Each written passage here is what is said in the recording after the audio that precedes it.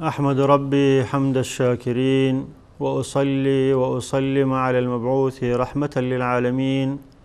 سيدنا ونبينا ومولانا محمد وعلى آله وصحبه أجمعين. بینندگان معزز و مکرم، دوستان نهایت عزیز و ارجمند، السلام علیکم و رحمت الله و برکاته. خدمت شما عزیزان و محترمین هستم در قسمت 144 برنامه خودتان، برنامه احکام فقهی در پرتوی احادیث نبوی. این قسمتی از برنامه به ادامه قسمت های گذشته در مورد یا ادامه احکام و مسائل رکن چهارمی از ارکان اسلام روزه هست که بعد از اینکه در چند قسمتی گذشته بعد از بیان احکام و مسائل روزه فرضی پرداختیم به بیان احکام و مسائل روزه های نفلی و تطوعی و بعد از او در آخر در دو قسمتی گذشته بیان کردیم روزه هایی که روزه گرفتن آن محرم و ناجایز است و روزه هایی که روزه گرفتن آن مکروه است و همچنین فضیلت افطار صائم را در قسمت گذشته خدمت شما در روشنایی احادیث گهربار رسول اکرم صلی الله علیه و سلم توضیح و بیان کردم و در این قسمتی از برنامه ان شاء الله تعالی می پردازیم به بیان فضیلت و برتری های قیام در رمضان، قیام شب در رمضان و نماز تراویح و عدد رکعات آن و اینکه چه وقت باید خوانده شود و همچنین به بیان فضیلت دهه اخیر ماه مبارک رمضان. در مورد قیام رمضان، قیام یا نماز شب یا نماز تهجد از جمله عبادت های سنتی و مستحبی است که در احادیث گهربار رسول اکرم صلی الله علیه و سلم و در قرآن کریم نصوص زیادی هست که ترغیب میکند ما مسلمان ها را به این وظیفه و به این کار و به این عمل جلیل که انسان مسلمان بعد از ادای فرائض بهترین عملی که انجام میدهد و بهترین عملی که دارای فضیلت و برتری و زیاد هست و انسان مسلمان را به درجه کمال یا به درجه مؤمن بودن یا مؤمن خاص بودن میرساند قیام شب هست که از طرف شب در دل شب بخیزد و با تسبیح و تکبیر و تحلیل و تلاوت و ذکر و نماز خواندن بپردازد. الله متعال در وصف مؤمنین خاص خود می فرماید که تتجافى جنوبهم عن المضاجع يدعون ربهم خوفا و طمعا. مؤمنین خاص الله متعال، کسانی که مورد عنایت الله متعال قرار می گیرند، کسانی هستند که یکی از ویژگی ها و خصوصیت آنها این است که نیم شب در دل شب پهلوهای آنها از خوابگاهایشان دور میکنند، پهلوهایشان را از خوابگاهایشان دور میکنند، از خوابشان بلند میشوند و وضو میگیرند و به درگاه الله متعال یدعون ربهم خوفا و طمعا، در حالت رجا و در حالت خوف الله متعال را میخواهند و به قیام استاد به درگاه الله متعال استاد میشوند. و همچنین در ابتدا و شروع وحی در آیات اولیه که الله متعال با رسول خود نازل کرده، این آیات است آیات ابتدای سوره مزمل که میفرماید یا ایها المزمل قم اللیل الا قلیلا، ای رسول اکرم صلی الله علیه و سلم، ای مرد جامه پوشیده، تو شب به درگاه الله متعال استاد شو و نماز بخوان مگر کمی از شب یا اندکی از شب را. و رسول اکرم صلی الله علیه و سلم هم در احادیث متعددی بر این امر ترغیب کردند و ثواب عظیم آن را بیان کردند. در حدیثی که امام مسلم را روایت کرده رسول اکرم صلی الله علیه و سلم فرمودند افضل الصیام افضل الصلاة بعد المکتوبة صلاة اللیل بهترین نماز بعد از نماز فرضی نماز شب هست. نمازهای فرضی که فرض است باید هر مسلمان او را بجا بیارد و انجام بدهد. بهترین نماز نفلی و سنتی که انسان مسلمان او را بجا میارد نماز است که از طرف شب خوانده می شود، یعنی بعد از نماز خواندن، بعد از ادای نماز خفتن تا به طلوع فجر که او در او وتر هم شامل هست. هر نمازی که خوانده می شود، چی بعد از خفتن مباشر بوده باشد، چی قبل از خواب کردن بوده باشد و چی در نیم شب بوده باشد و چی در آخر شب و قبل از نماز فجر بوده باشد، این نماز بهترین نماز است که بعد از نماز فرض خوانده می شود. و همچنین رسول اکرم صلی الله علیه و سلم در وصیتی بر صحابی جلیل قدر عمرو بن عبسه می فرماید و حدیث را هم امام ترمذی روایت میکند که برای ایشان فرمودند اقرب ما یکون العبد من ربه فی جوف اللیل الاخیر، نزدیکترین وقتی که انسان به پروردگارش زیاد نزدیک و مقرب می باشد وقت آخر شب هست، در دل آخر شب. فإن استطعت أن تكون ممن يذكر الله في تلك الساعة فكن، اگر میتونید که تو از جمله کسانی باشی که در این ساعتی از شب، آخر شب قبل از نماز فجر، الله متعال را یاد میکنند و از خوابگاه خود میخیزند و وضو میگیرند و درگاه الله متعال ایستاد میشوند، تو این کار را بکن تا که از این ثواب عظیم محروم نشوی. این بود به طور عام که نصوص شریعت اسلامی در نصوص قرآن کریم و حدیث رسول اکرم صلی الله علیه وسلم به قیام شب ترغیب کردند و ثواب و اجر و ثواب زیادی برای از او بیان کردند. اما قیام شب در رمضان یک میزه و یک خصوصیت دیگری دارد. روزه گرفتن روز و قیام کردن شب از جمله چیزهای متلازم است برای اهل ایمان مؤمنین، که از جمله خصوصیت مؤمنین هم در ماه مبارک رمضان این است که از طرف شب قیام میکنند و از طرف روز روزه میگیرند. و در احادیث از رسول اکرم صلی الله علیه و سلم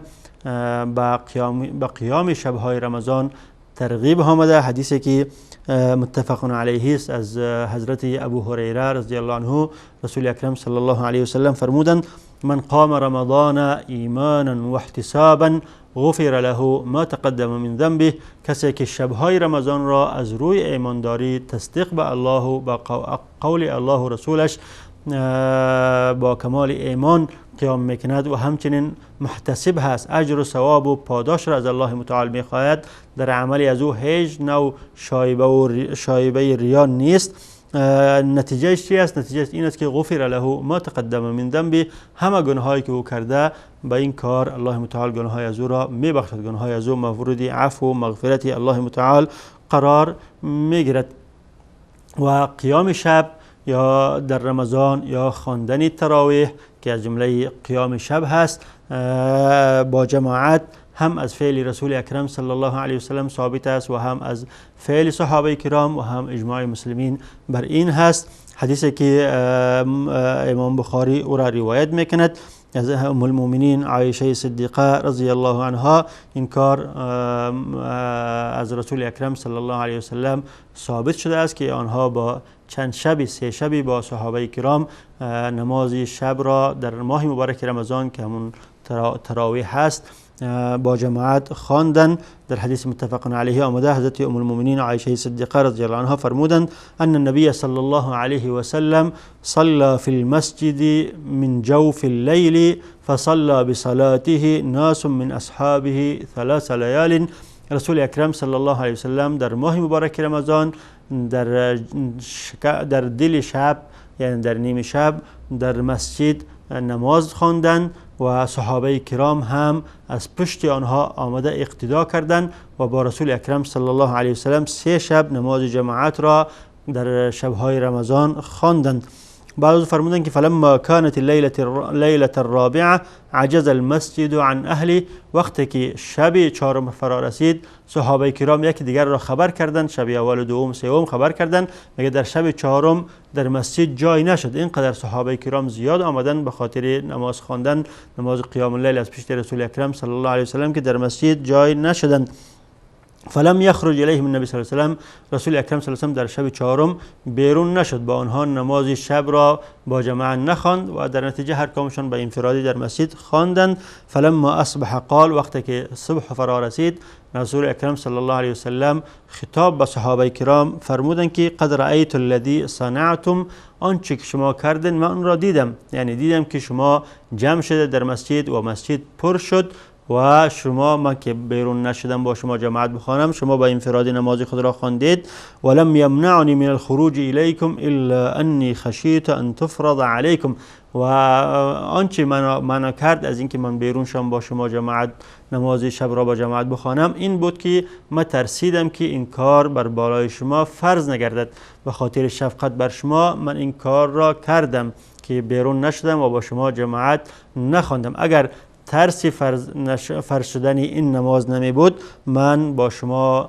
شب چهارم هم بیرون میشدم و نماز قیام را یا نماز تراویح را با شما با جماعت میخواندم.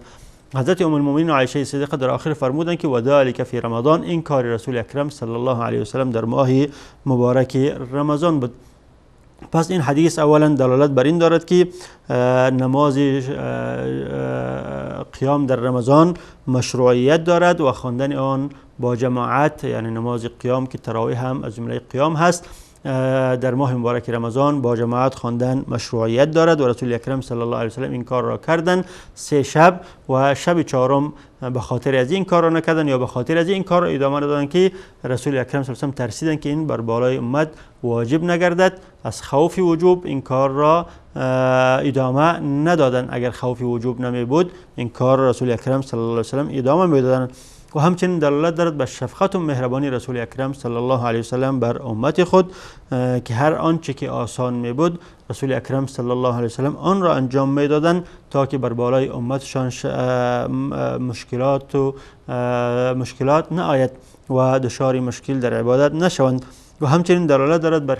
بر حرص صحابه برای ادای سنت ها و رغبت ایشان در قیام رمضان که چقدر حریص بودند که در شب اول و آخر، اول و دوم و سوم کم آمدند چون خبر نبودند و وقتی که یکدیگر را خبر کردند و خبر شدند شب چهارم اینقدر جمع شدند در مسجد که در مسجد جای نشدند. و نماز قیام دوستان عزیز در رمضان هر آنچه که بعد از نماز خفتن خوانده می شود تا طلوع فجر همش در قیام شامل است. پس کسی که بعد از نماز خفتن مثلا تراویح می خواند او قیام هست و کسی که در نیم شب نماز می خواند اون هم قیام است و کسی که در آخر شب نماز تهجد می خواند آن هم قیام است و خواندن ویتر هم از جمله قیام هست. لذا رسول اکرم صلی الله علیه و سلم در حدیثی که اصحاب سنن از حضرت ابو ذر غفاری رضی الله عنه روایت کردند، ایشان فرمودند که من قام مع الامام حتی ینصرف کتب له قیام لیلته، کسی که در شبهای رمضان با امام استاد می شود و نماز قیام را بعد از نماز خفتن با امام می خواند تا که امام هم منصرف می شود و نماز خود را خاتمه می بد، انتها خاتمه با امام استاد می شود. کتب له قیام لیلته، مثل از که همه شب را او قیام کرده باشد، الله متعال اجر و ثواب قیام همه شب را بر او می بخشد. امام نووی رحمت الله علیه در شرح این حدیث می فرمایند که مراد از این قیام که در این حدیث ذکر شده نماز تراویح است.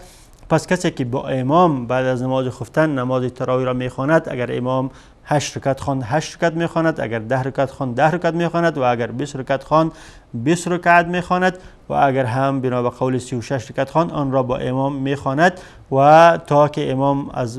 منصرف نمیشود از نماز او هم منصرف نمیشود الله متعال برای از او قیام همه شب را می نویسد، مثل از که او از اول شب تا آخر شب در قیام گذرانیده باشد.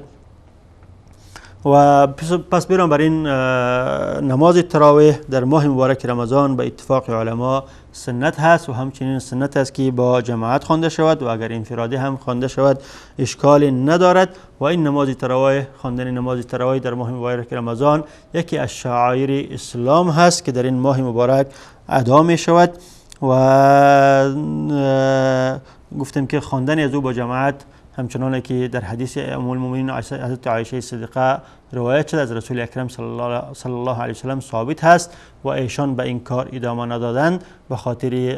مرحمت بر بالای امت خود تا که بر بالای آنها فرض نگردد. و این انفرادی خواندن در زمان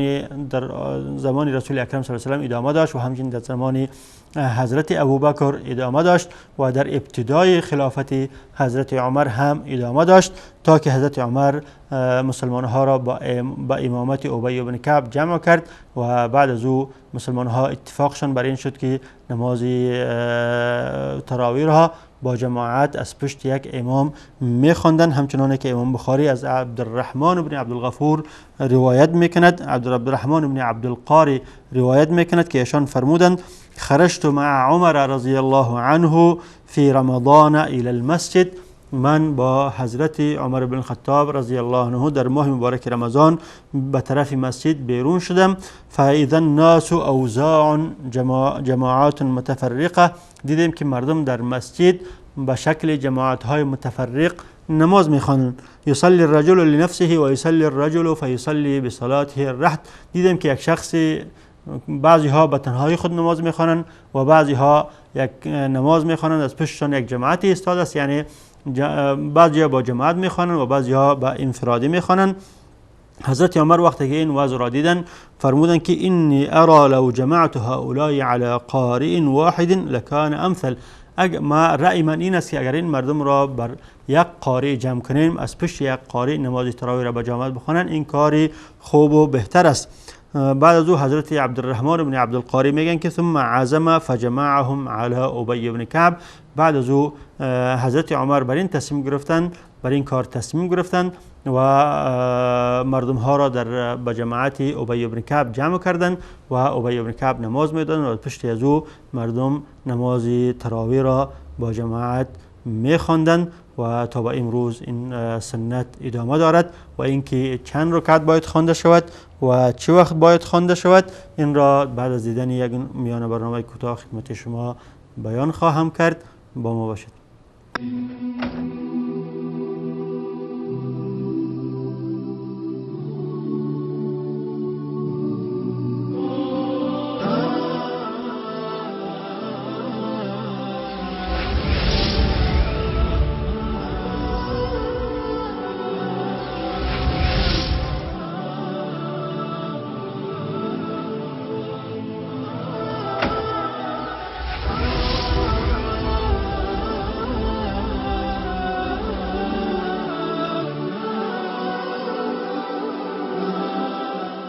رسال حق، اسلام ناب بدور از خرافات.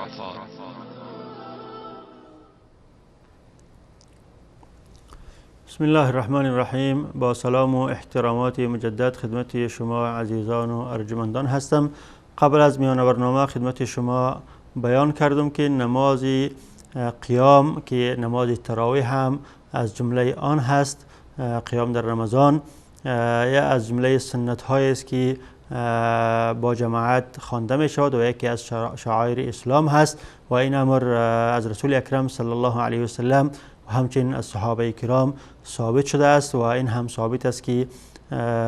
رسول اکرم صلی الله علیه و سلم 3 شب با صحابه کرام این نماز را با جماعت خواندند و حضرت عمر هم صحابه کرام را یا مسلمان ها را در آن زمان با جماعت ابی بن کعب جمع کردند و این سنت به اجماع مسلمان ها تا به امروز مروج هست و یکی از شعائر اسلام هست. اما اینکه چند رکعت باید خوانده شود، در حدیثی از رسول اکرم صلی الله علیه و سلم و همچنین از صحابه کرام معین نشده است که چنین عددی را واجب کرده باشند. در حدیث ام المؤمنین عایشه صدیقه که از فعل رسول اکرم صلی الله علیه و سلم بیان کردند که رسول اکرم صلی الله علیه و سلم با صحابه کرام 3 شب این نماز را خواندند، در آن هم تعدادش بیان نشده که چند رکعت بوده. و اینکه حضرت عمر مسلمان ها را جمع کرد به امامت ابی بن کعب، در آنجا هم روایت های متعددی هست. بعضی روایت ها، اکثر روایت ها بر این است که آنها را به 20 رکعت جمع کرد و روایت های دیگری هم است که به 10 رکعت و 8 رکعت دلالت دارد، لیکن بیشترین روایت دلالت بر این دارد که آنها را به خواندن 20 رکعت جمع کرد. و در حدیث متفق علیه از ام المؤمنین عایشه صدیقه ثابت شده است که وقتی که شخصی از آنها پرسان میکند که کیفیت نماز رسول اکرم صلی الله علیه و سلم در رمضان چگونه بود، در جواب حضرت ام المؤمنین عایشه صدیقه میفرمایند که ما کان رسول الله صلی الله علیه و سلم یزید فی رمضان ولا فی غیره عن 11 رکعه. رسول اکرم صلی الله علیه و سلم نه در رمضان و نه در غیر رمضان از طرف شب از 11 رکعت بیشتر نمیخواندند. یصلی 4 فلا تسل عن حسنهن و طولهن. اول 4 رکعت میخواندند تا از طول و زیبایی این 4 رکعت سوالی نکن، که یعنی قدر نماز زیبا و طولانی و با کیفیت میخواندن که هیچ سوالی نداشته باشه از آن. ثم یصلی 4 فلا تصلی عن حسنهن و طولهن. بعد از 4 رکعت دیگر را همچنان با حسن و با طول و با زیبایی و با کیفیت میخواندن. ثم یصلی 3. بعد از او 3 رکعت میخواندن که اون 3 رکعت نمازی ویتر گفته میشود. این حدیث از ام المؤمنین عایشه صدیقه در صحیحین، در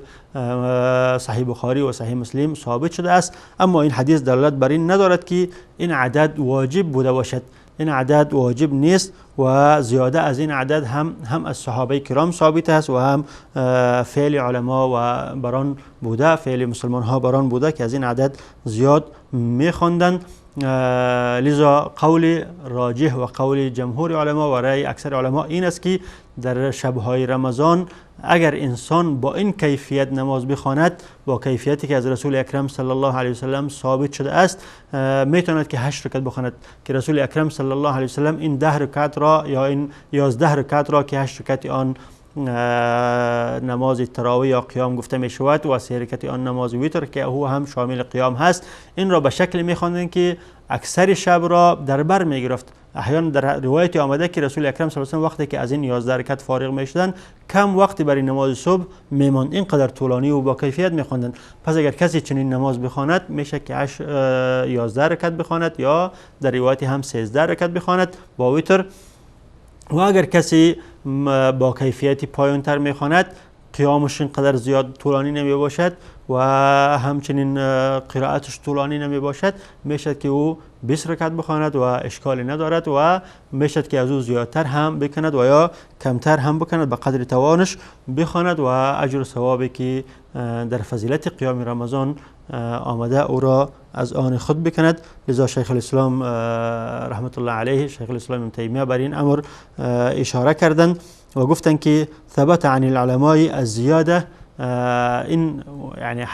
11 رکعتی که در حدیث متفق علیه از ام المؤمنین ثابت هست، این امر وجوبی نیست و از علما از این بیشتر ثابت شده است که خواندند و همچنین از صحابه کرام ثابت شده است. گفتند که فله ان یصلی 20 رکعتا، میتواند که 20 رکعت بخواند، همچنان که مذهب احناف و مذهب شوافی و مذهب حنابله هست، یعنی مذهب جمهور علما بر این است که 20 رکعت خوانده شود. وله ان یصلی 36 کما هو رأی مالک، و میشد که 36 رکعت بخواند، همچنان که رأی مذهب مالکی هست. وله ان یصلی 10 وله ان یصلی 13 رکعه، و میتواند که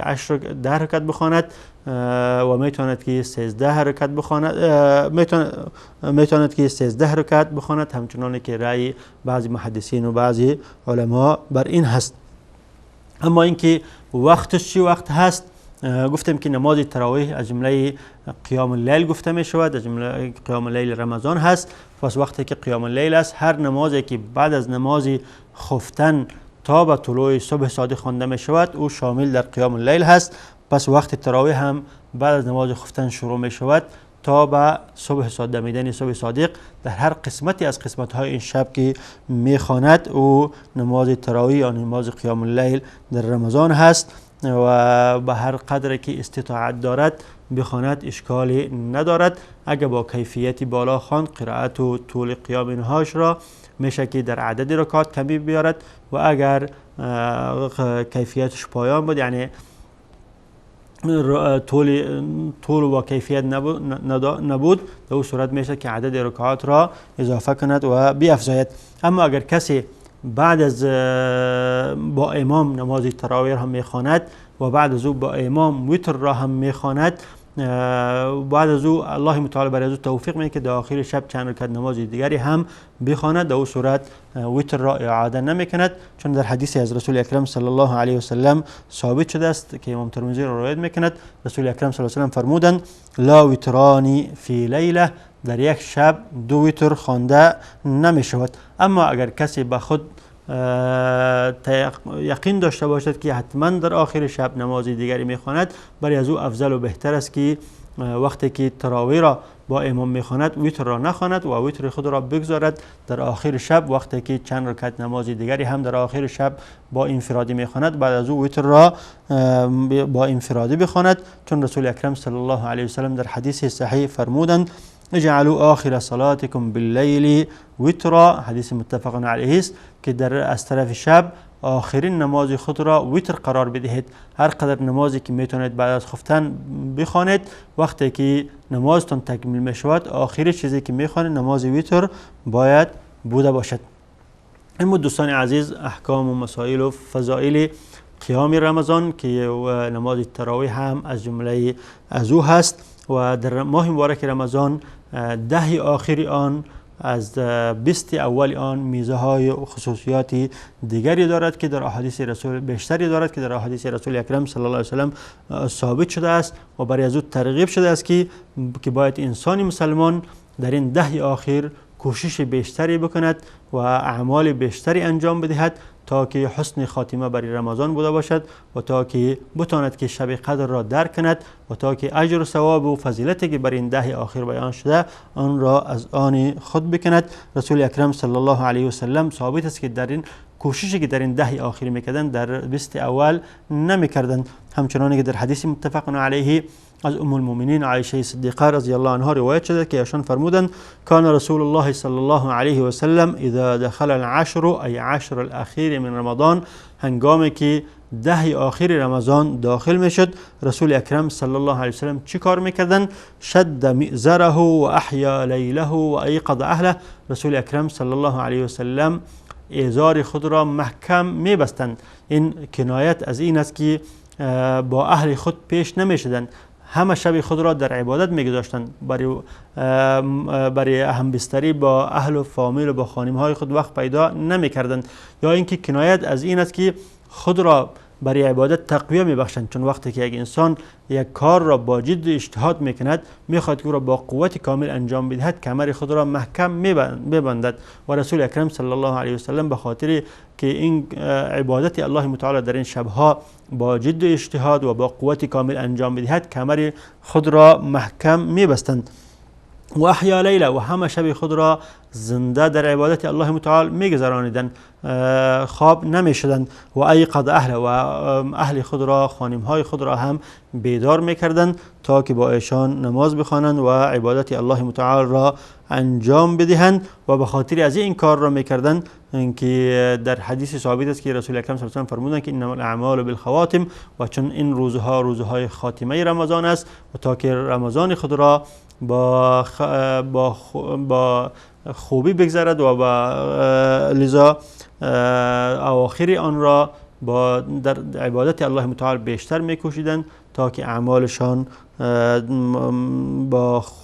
خوبی خاتمه پیدا کند. و همچنین چون شب قدر در این 10 آخر است تا که شب قدر را بتوانند که درک کنند. و همچنین امام مسلم رحمت الله علیه از ام المؤمنین عایشه صدیقه رضی الله عنها روایت کردند که ایشان فرمودند کان رسول الله صلی الله علیه و سلم یجتهد فی العشر الاواخر ما لا یجتهد فی غیره، رسول اکرم صلی الله علیه و سلم آن جد اجتهاد در عبادت که در 10 آخر میکردند در دیگه شبهای رمضان نمیکردند. آن جد اجتهادی که در عبادت، در خواندن نماز، در تلاوت قرآن کریم، در تسبیح و تکبیر و تحلیل الله متعال در 10 آخر میکردند و در صدقه و احسان و بر احسان و صله رحمی که در 10 آخر میکردند در دیگه شبهای رمضان این کار را انجام نمیدادند. و همچنین حدیث دیگری متفق علیه از ام المؤمنین عایشه صدیقه روایت شده است که ایشان فرمودند کان النبی صلی الله علیه و سلم یخلط العشرین الصلاة والنوم، یخلط فی العشرین الصلاة والنوم، رسول اکرم صلی الله علیه و سلم در 10 اول خلط بین خواب و نماز میکنن. یک قسمتی از شب را خواب میشدن و یک قسمت دیگری آن را نماز میخواندن. همه شب را زنده‌داری نمیکردن، یک قسمتش را نماز میخواندن و یک قسمتش را خواب میکردن. فاذا كان العشر شمر و شد المئزر. اما وقتی که 10 آخر داخل میشد، در او صورت چی میکردن؟ آستینهای خود را بالا میکردن. این کنایه از این است که با قوت با جد اجتهاد به عبادت الله متعال مشغول میشدن و ازار خود را محکم میبستن. گفتم این هم کنایت از بستن کمر هست، از جد و اجتهاد در عمل هست. یعنی وقتی که 10 آخر داخل میشد دیگه هیچ خواب نمیشدن و اهل خود را هم بیدار میکردن، با کمال جد و اجتهاد، با کمال قوت به عبادت و تسبیح و تکبیر و نماز و تلاوت قرآن کریم می پرداختند. و این حدیث دوستان عزیز دلالت بر این دارد، اول دلالت بر این دارد که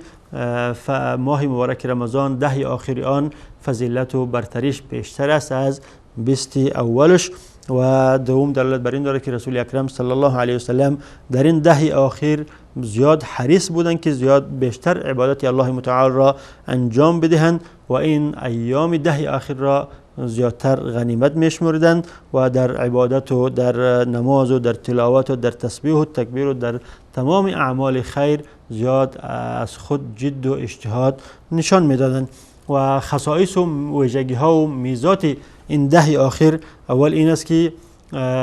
این 10 از سیرت رسول اکرم صلی الله علیه و سلم این است که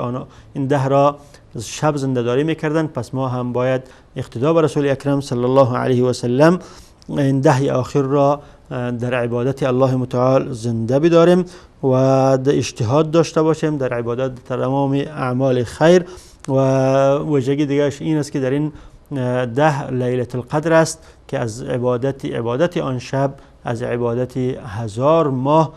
بهتر هست. ان انزلناه فی لیلة القدر، لیلة القدر خیر من 1000 شهر. و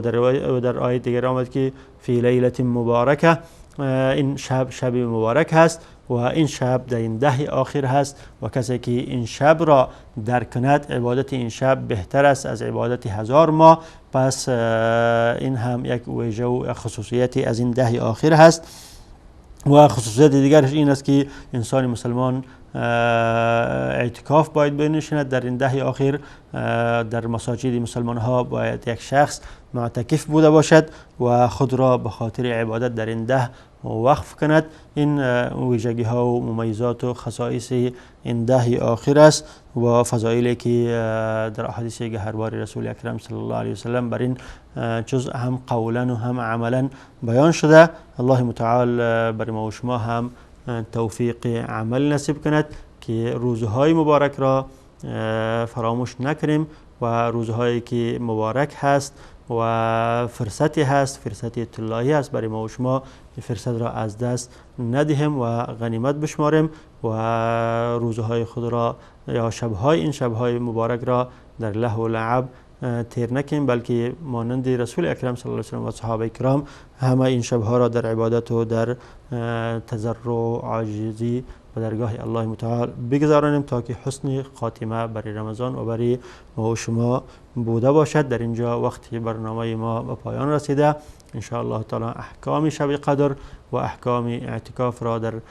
قسمت های آینده خدمت شما در روشنایی احادیث گهربار رسول اکرم صلی الله علیه و سلم بیان خواهم کرد. تا با وقت الله حافظ و نگهبانتان. و السلام علیکم و رحمت الله و برکاته.